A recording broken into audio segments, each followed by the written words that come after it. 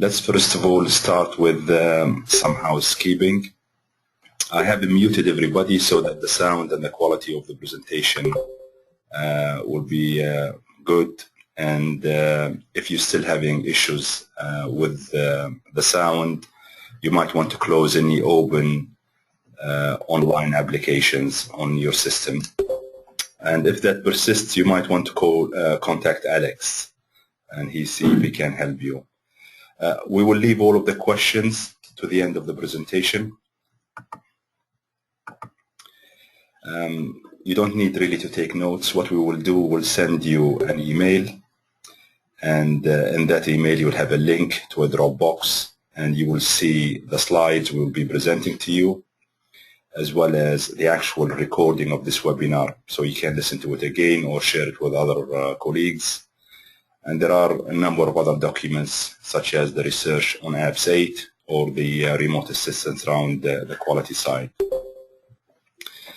There are two presenters in this webinar. The first one is myself. My name is Fouad Bourras. I am the co-founder and managing director of ML Consulting. My background, as you can see, is a software engineer, an IT background, and I've been working in the IFS area since 2008, mainly on the implementation project management side.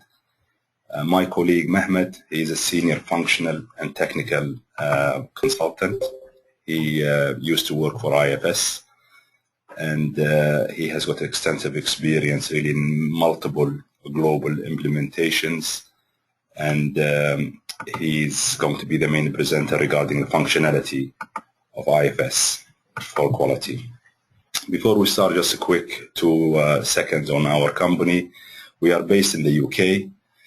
We focus on IFS. Our team of full-time and associates provide remote as well as actually on-site support. One of the areas we are providing much of our services is the eHelpers, which is an hourly based model that enables us to deliver many of the services remotely. Many of our customers basically have got issues that might not need a full day's consultancy, and what we would do, we'll provide on an hourly basis, whether it's training or the configuration or fixing. So that's just an example on the kind of things we get involved in. There are two things from the webinar, two takeaways. The first one is regarding the IFS Quality Module in terms of key principles, the history, the versions, as well as actually the functionality that is available. The second thing really is regarding the implementation. What do you need to be able to implement the IFS Quality Module successfully? With that, I will hand over to Mehmet. He will take you through the actual functionality.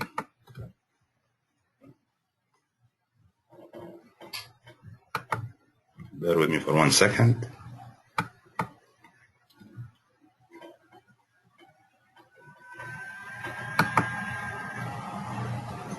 Mehmet, have you got the control?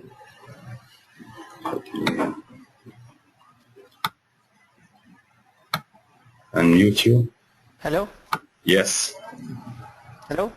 Hello. I can hear you. Yes, yeah. Okay, thank you very much. Good day, everyone. I'd like to present an overview about IFS Quality Management modules. Main benefits of the system and some functionality details in this part of the presentation. Actually, I'm pretty sure most of the companies on this call have a quality system running on different systems or Excel spreadsheets or on paperwork. You may run your quality system that way, of course, but there are some difficulties and integration problems, potential integration problems you are facing.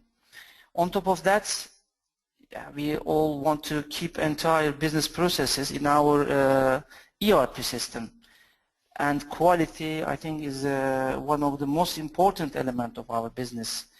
It's connected to manufacturing, distribution, engineering, and more or less every element of the business.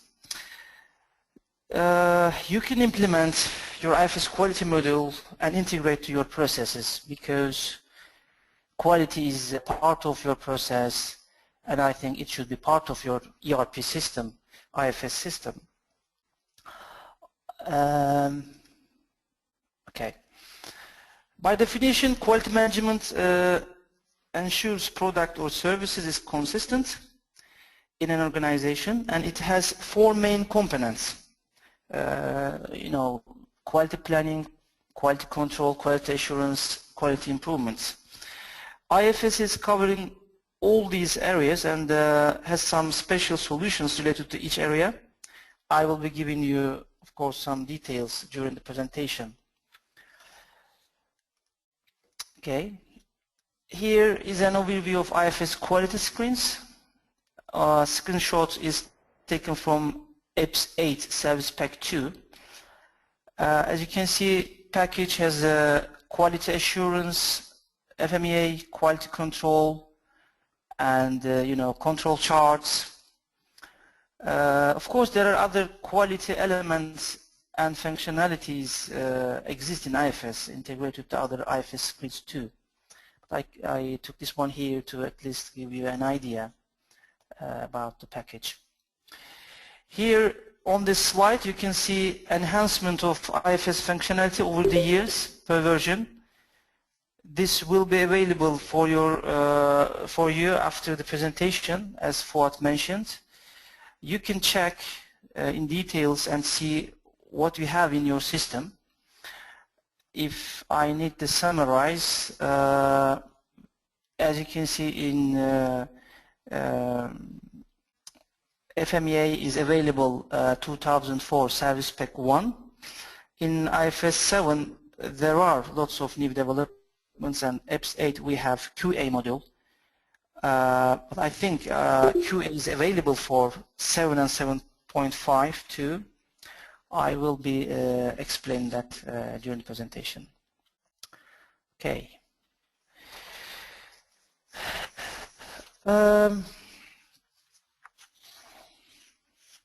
You can see available quality functionality in this slide for IFS quality management. We group them here into 16 subjects. I'm going to give you some details about them. Some of them are here. As you can see, they are related to quality management, but they are general functionality in IFS, like document management, but some of them are directly linked to IFS quality management. Let me give you a short definition for each one, each box, then we continue with the details. We have quality assurance in IFS, compliance planning, audit management, and non-conformance reports, and so on. We have approval routings, electronic sign-offs. This is a general module, by the way, available for most of the screens, but it is related to quality management. Customer delivery performance, supplier performance we have. Of course, we have warranty management for customer and supplier. We have scrap analysis for manufacturing and purchasing. Inspection results for purchase orders and shop orders. Returns for customer orders and suppliers. We have failure mode effect analysis, FMEA, for design and structure. We have control plans, 3 main area: production, purchase, and inventory. Change control, document management, and new product introduction and product data management. This is related to engineering type of production environment. So you have lifecycle management and design process control, equipment, structures and fault reporting, material review work and rework analysis, And of course, you have also support center and call center functionality in IFS. All these subjects are related to IFS quality management. Also, I include here online documentation, interactive help, and process review. These are standard IFS help structure actually, to get the logic and some functionality details, and some help anytime you can use them. Of course, this is a good starting point for you. Then we can help and direct and validate your implementation steps, of course. It's also directly integrated to some IFS reporting tools and performance indicators. Now I'd like to touch some of the areas, subjects here. I will be talking about 6 of these subjects due to time limitation here. But of course you can communicate with us for other modules details if you are really interested, then we can discuss offline. But here I like to start with these 6 main topics. Okay, let's start with FMEA, which is failure mode effect analysis in IFS. FMEA allows you to analyze the potential effects of failure and determine what control mechanisms are worthwhile. So it's a kind of analysis, and very common in most of the companies, to identify the failure and causes and effects, and to keep control and recommendation details in the system. So IFS is allowing you to make this analysis in your system.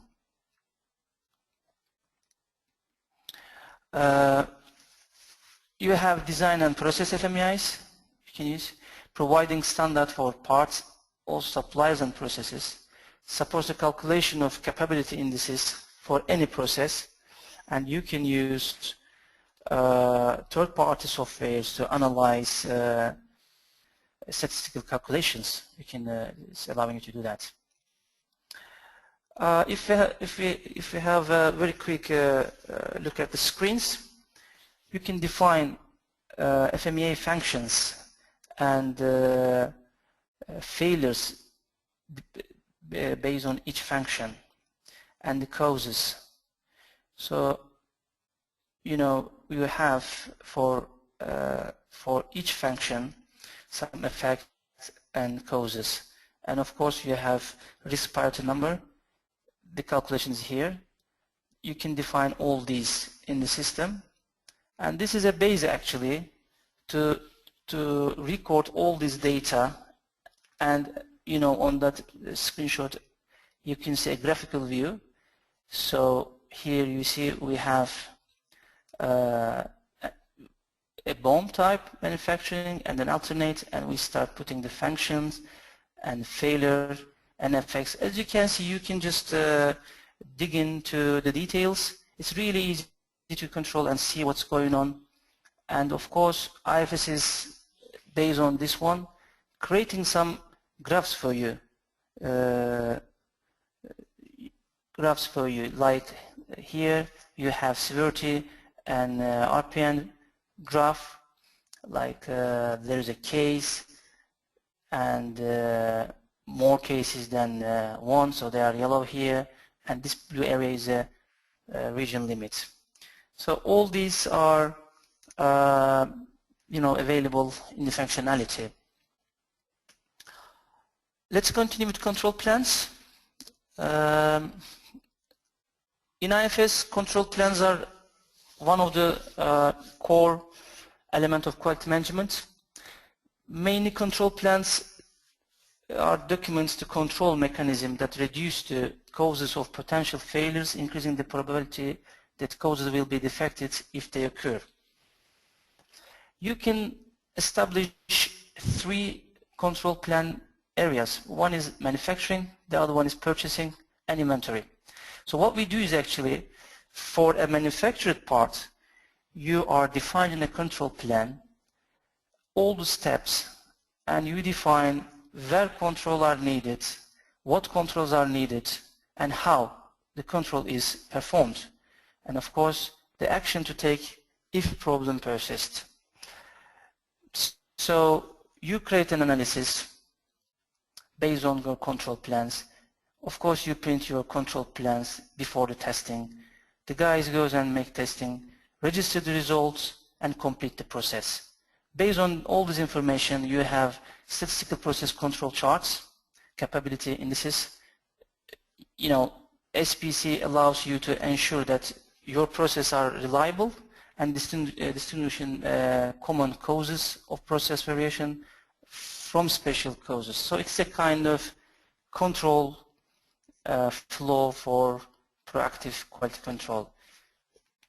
So if I can explain you, or if I mention here the main benefits for this one, it creates control charts. This is quite important from production and purchasing. Aims to encourage continuous improvement in quality and production, reducing process variations, and provides user-defined control plans, checklists, and SPC settings. According to Gartner Group, it's a kind of proactive quality management, and this will be a success driver in the future. And you will be able to do this in your system, which is really great, I believe. Here I took a control plan for a manufacturing part. You see there is a part here, is a shaft, and of course the manufacturing control plans are based on operations, so you can define control plans on routing revisions.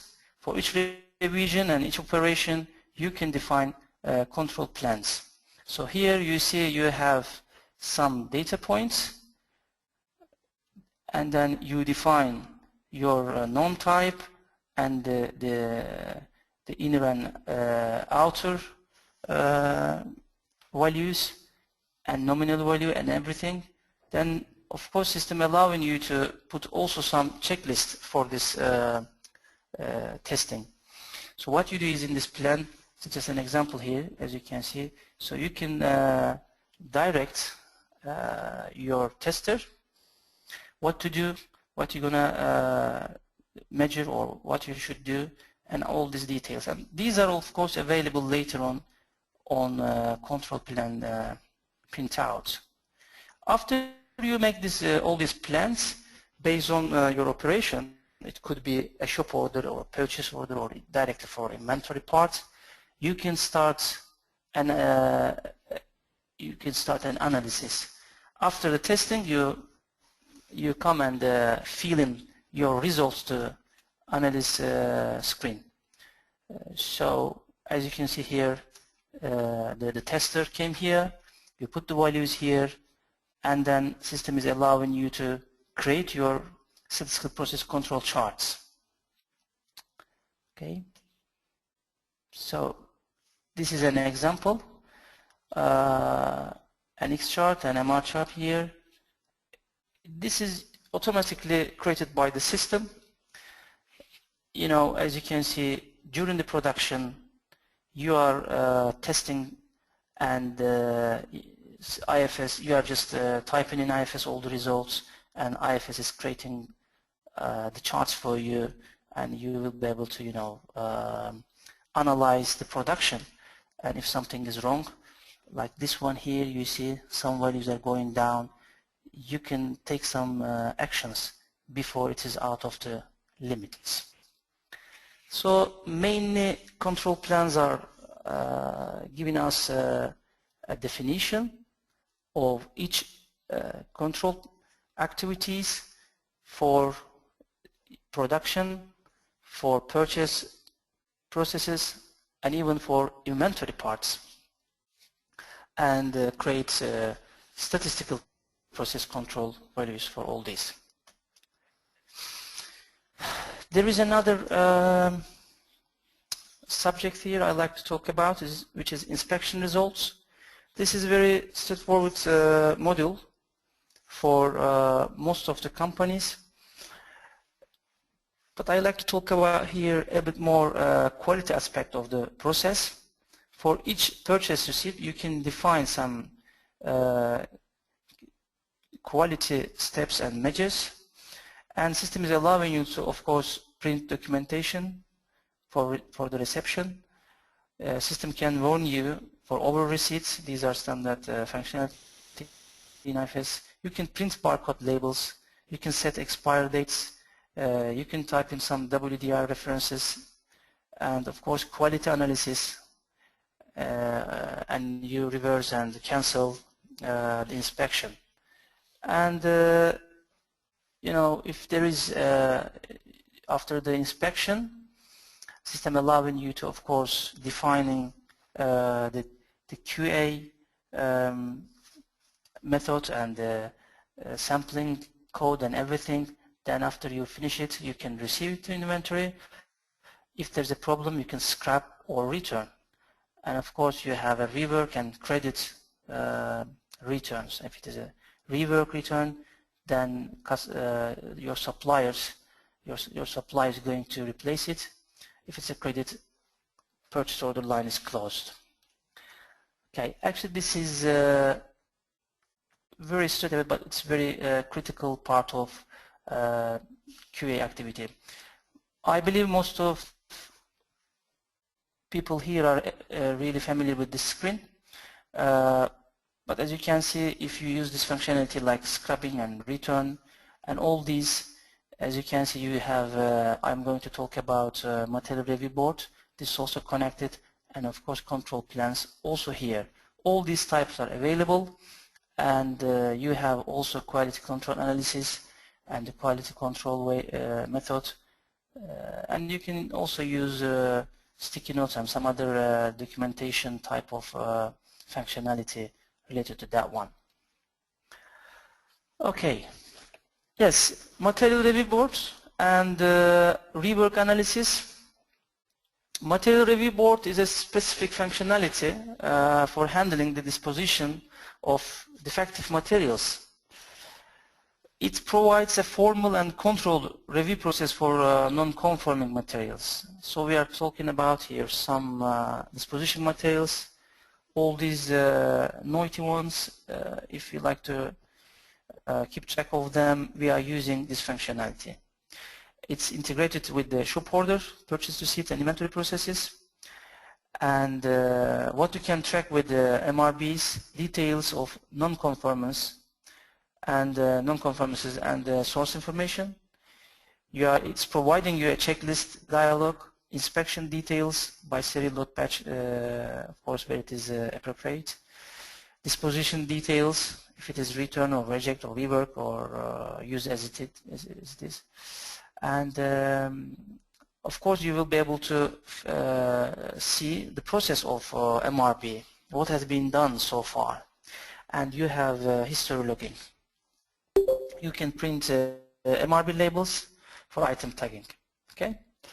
And this is mainly defining what is the main flow. You create your material review board and checklist response, MRB in progress. You know, you write down all the details and everything. Disposition, if the scrap approved, and then you finish your process. Anytime you can reopen and cancel it. This is also possible. This is the main flow for this one. Here there is an example, print screen. As you can see, the source for this part, it's a steel rim. The source is purchase order receipt, order number, and everything is here. So during the receipt process, it was found that the supplier hadn't supplied us with the appropriate paperwork. Okay, this is a problem, and then we like to, you know, record that, and we like to review this material. And you have a checklist, inspection, and disposition details you can fill in. You know, after that one, you will be able to see anytime what are the disposition lines, case ID, part number, and the quantity, and the code for disposition. So it's giving you an overview that you can anytime trace all these materials and then see what's happening with them. Actually, you know, you can finalize the disposition but you need to go back to the related process like shop order or purchase order, and you finalize over there the process. So here you only have the functionality of keeping track of the details. Okay, this is material review board, and we have scrap analysis also in IFS. I took here for manufacturing scrap. You can do this one from different screens. Some of the people may do it already here, but this is quite important for quality management too. Here in dispatch list screen, I took some screenshots. As you can see from this screen, you can scrap the parts. If any component or the part is scrapped, then you have to go, and on that operation you have to scrap the part. You can define the reason, of course. This is good for statistical analysis later on, and the quantity, of course, and the system is scrubbing it. The functionality also creating an extra demand for that line, and if you run your MRP again, system will see that, or system will allow you to replace that part for the scrapped ones. And of course at the end you have an operation statistics screen. It's a kind of overview. You can get several reports here. You can analyze them. You can use this information for other purposes too. I talked about purchase receipt scraps anyway. You can use that functionality purchase receipt screen for this purpose. Okay. Right. We have quality assurance also.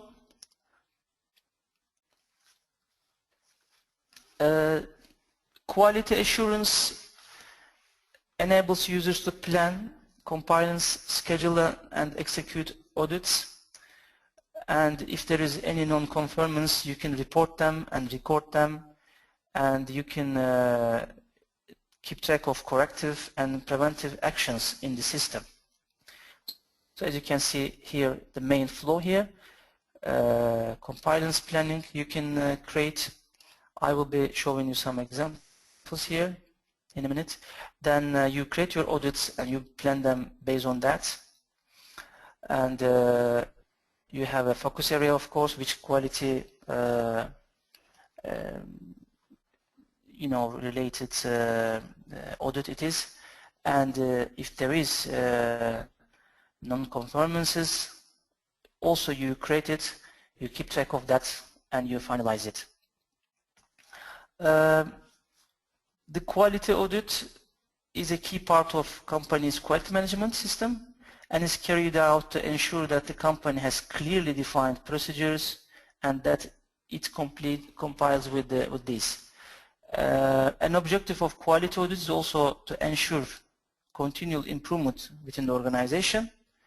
So we are talking about a journey, and it is always a subject for the companies.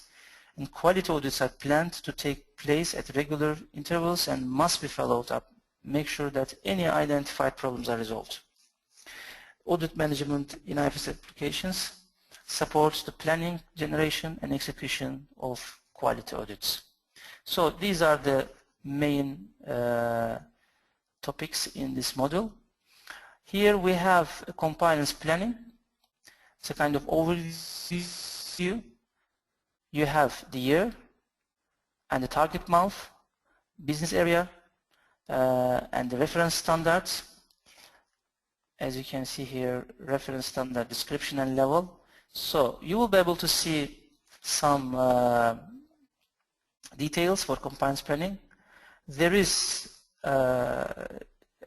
compliance wizard, generate compliance wizard functionality. You can use that one to create your compliance. And of course, based on each compliance plan, you have an audit generation. So you can create audits based on them. Here there is a wizard also you can use, or manually you can create. It's up to you. I like to talk about a little bit this one.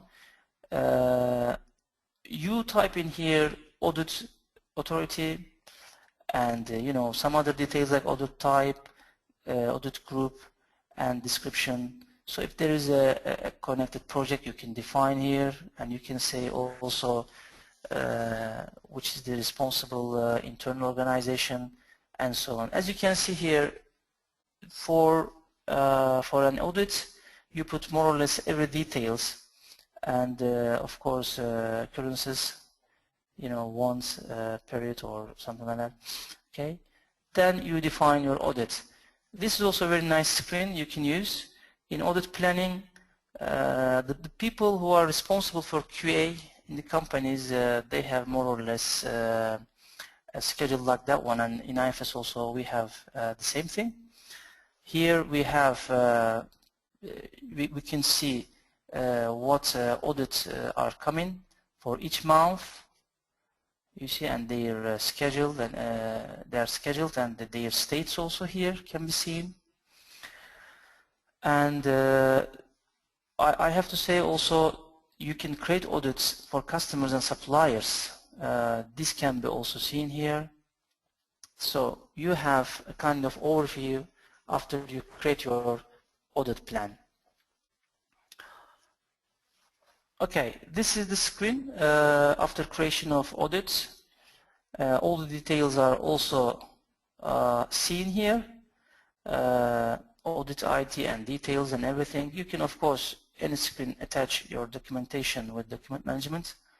So we have a focus area, and this is related to type of audit also, and some other details. For example, in notes tab, you can put general audit notes and what happened, and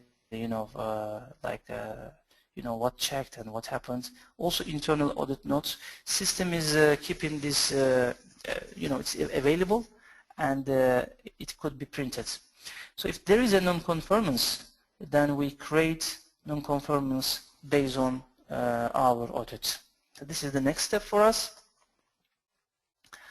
Okay, what we mean with the non-conformance reporting in IFS, the output from a quality audit may include a number of NCRs. An NCR provides the method for investigating and follow up with one or more correction actions. So after the audit, mainly we are creating an NCR in order to follow or track our correction actions. These are generally to enforce compliance with the system, but could also take the form of a consensus against the system requirements. A correction action could also initiate a change to the system or a change to the way of working to avoid recurrence of the problem, and this is known as corrective or preventive action. Okay, so it is it's essential to have visibility and documented evidence of responsibility, effectiveness of actions, and closure. It's not necessary to hold an audit in order to identify or register an NCR. This is important, I believe, because you don't have to create an audit. You can create directly an NCR, and I will be showing that one here. Next slide, actually. You see, this is a wizard. How we do it, you can do it with a wizard. You put some details here, and the notes, and the source ID and everything, and out of that one, you will be seeing your NCR in the system. Yes, actually I was talking about this one. For example, here you have a purchase order, and if you can see down here, it says create a new non-conformance report. So you can create them based on out of, for example, some purchase order lines. Here you have to actually connect that one to your purchase order lines and purchase order. Then system is allowing you to create directly from a purchase order line. Okay. This is the main screen for that one. we have a state, it's action now, created by all the details, and this is a source ID. You see it's also defined here. An organization, all the details are kept, so you know what it is and where it is coming from and everything, so you can trace your non-conformance report details in the system.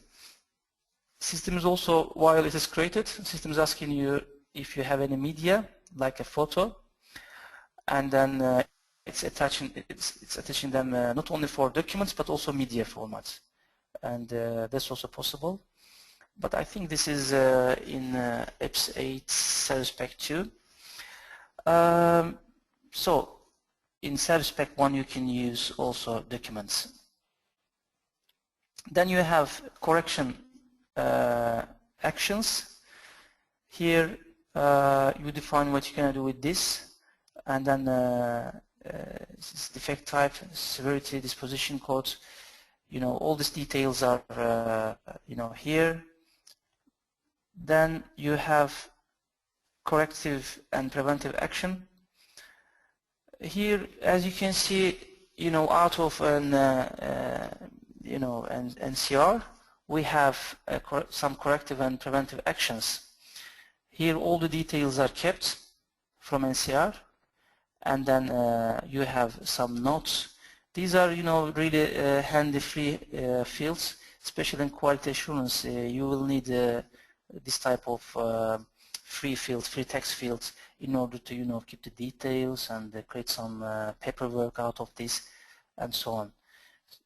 Yeah, I don't want to, you know, get in that detail, but as you can see, it is quite nice screen you can use out of that. So we have an overview here. You have corrective action number and description, correction notes, and of course the states. From here you will be able to see what you're going to do, and the root cause ID here also, and some other details for NCR number and everything. If it is coming you know, from different sources, you will be able to see that.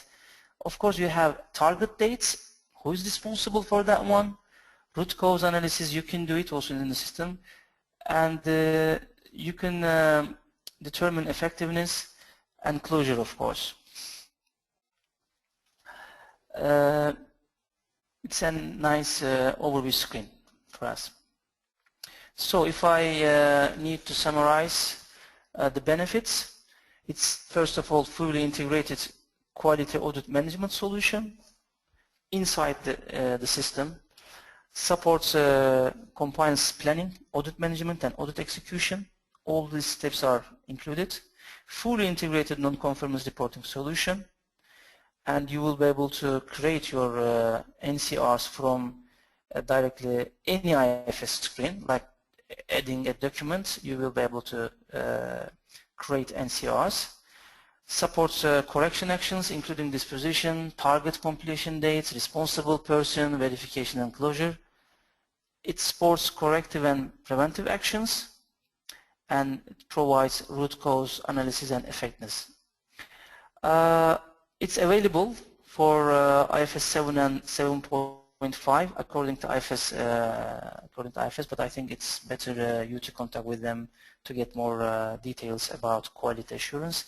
But it came with IFS 8 to the IFS. Okay, this is quality assurance, and I think that's it from my side. As you can see, this is a very general overview, and you know, we have a comprehensive functionality inside IFS. I just try to, you know, touch a little bit very quickly. Again, for the others or some other details, please do not hesitate to contact us. Now I'd like to hand over to Fuat for implementation steps and other details. Thank you, Fuat. Thank you very much, Mehmet. Okay, yeah, as Mehmet has been describing, it goes without saying, it depends actually on what you have so far, how much functionality and quality point of view you have implemented. and how much do you want to implement. There are 16 potential areas, and you maybe actually want to start with 1 or 2 of these areas. The logic is the same. I think most people possibly on this call understand that if you want to start an initiative, you need to get the right team from IT, from the business, and just making sure there is a clear aims and goals for the assignment, and just setting up the environment and making sure that the mobilization really is on a solid ground, because that will help you later on. And then obviously it depends on which functionality you want to do. That will go through a design, configuration, testing it end to end, and then obviously deploying it in your live environment. What usually happens is that you would expect that you will always go for small chunks. You know, you never go and do a big bang with quality. There is a lot to take in, a lot to learn, and it's much better and easy to digest from a business point of view if you're actually doing it a small step at a time. So if you're choosing, for example, a particular quality area for a particular project, maybe a particular service or a product, and then you'll actually develop your methodology around that particular area. It becomes, it's a bit like a pilot or a trial, and then you can start increasing it. The steps that you see there, these are very common. From our experience, there are possibly a number of hours you need just to give you a steer, validation, because you have the IFS knowledge in-house in most cases. You have many of the capabilities in terms of how to navigate, configure, etc. What we are finding is that most people just want a direction and a little bit of hand-holding when they are making design decisions very early on, because usually this is where you make sometimes the big mistakes, and they just need a validation before they go live, and that might be part of a UAT or an integration testing. In between, there is an element of educating some people about what is available. Ahmed just touched on the tip of the iceberg in some areas. So there is a little bit of detail which actually will drive the decision making and how we should actually go about setting it up. That can be done as part of the mobilization. You can get a number of hours remotely done that to explain to you how you could do it, discuss the design decisions, and then you go away and start your design in terms of business process mapping, defining what data needs to be done, which areas actually we're going to be applied to, and then again maybe a few hours on validation, just checking that these design decisions are correct and the right configuration actually is going to be applied. Once you've done that, obviously you need to start testing, and some of the testing can be done internally, but you just need an element of validation, and there will always be some teething problems. Something is not working as it should, the chart is not printing out, some configuration is not being accepted. So sometimes you just need a 1 hour somebody just to go in and actually basically help you to get over the issue. And then once you go live with a particular quality area, maybe you will need a few hours in terms of just being supported if there are issues. You just need, especially during the go live week or two. With that, I mean, there are some key messages from this webinar. The first message really is that much of the functionality is there. And what we are finding is that there is always parallel systems. When people have done the first implementation, quality possibly might not have been a core implementation module at that stage, maybe purchasing, finance, projects, manufacturing as to be the main areas. And after a year or 2 or 3, people start thinking about actually we now need to start leveraging more functionality from IFS. At the same time, there are other systems that are going on. So there is some Excel spreadsheets under the desk, and there are paper systems, and there is a lot of stuff going on.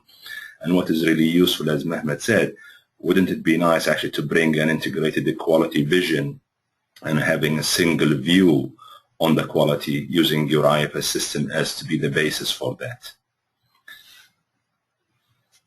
The other message is start small. There is a lot to do, and I think you just need a successful trial to build knowledge, to build capability, and then actually start increasing and extending the knowledge within the team and within the organization. And again, starting with a particular service or product or a customer, sometimes that's the best way of actually getting your hand around the area. There is definitely a need to sell it. People don't like change. Everybody's busy. And whenever you are asking people to do more in terms of just doing something different, not necessarily more work, it's just something different that potentially could save them, there is an element of communication and selling it to them. So I think for us, there is homework for you if you really want to do this, is actually to identify the areas within your business that potentially will benefit from this functionality, highlight the benefit in terms of saving time, removing double keying, and actually improving the decision-making process within the business. So if that is clear, then the decision will be clear regarding actually proceeding and implementing quality. Finally, you will certainly have some teething issues in the process, just usually around knowledge, and we hope with this presentation you will think about the e-helpers and our team to be able actually to assist you an hour here or an hour there, just to make sure you actually are implementing your module successfully. With that said, this is the end of the webinar, and we'll just take questions.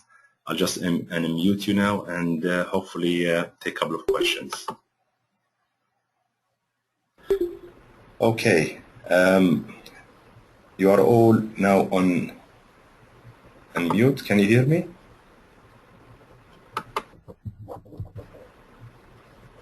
Yep. Yep, we can hear you. Okay. Any questions? And as I said, if there are anything else you want to do offline, we are open. You can email us or call us, and obviously we'll support you.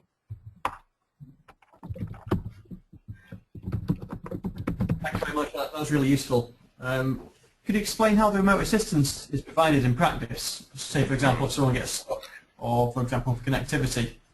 Yeah.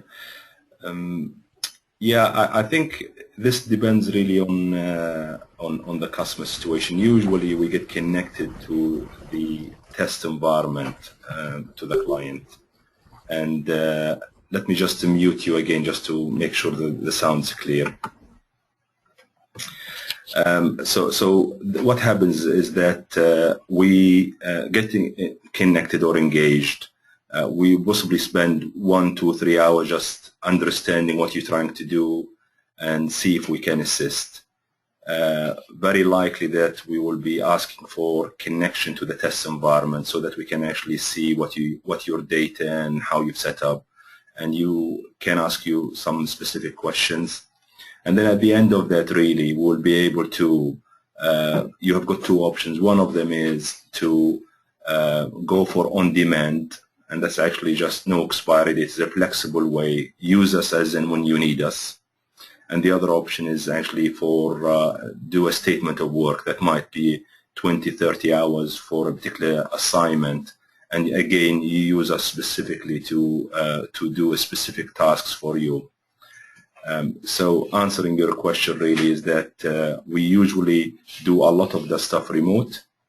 We run many of our sessions as we've done now to explain how things can be done, but also we actually connect to the test environment, see what you're trying to do, and assist you either directly by being the driver, or you are the driver and we are just giving you a steer on where you should go and how you should set up certain parameters. And usually we do it on an hour, 2 hour basis because people just don't have the time, sometimes the energy to spend a day trying to work on one area. They will ask us, we help them, and then they can go away and get on with it themselves. And then they can pick us up again if they need any assistance.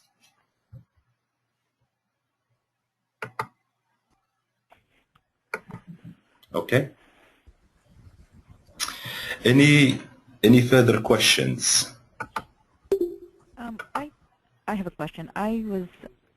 It was full, the session, so I really missed the beginning. But are you going to be sending out? Can you send out the slideshow?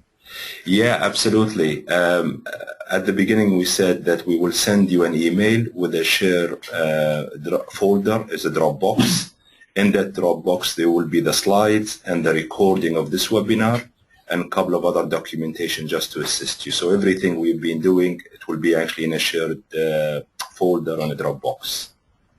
Okay, great. Thank you. Okay.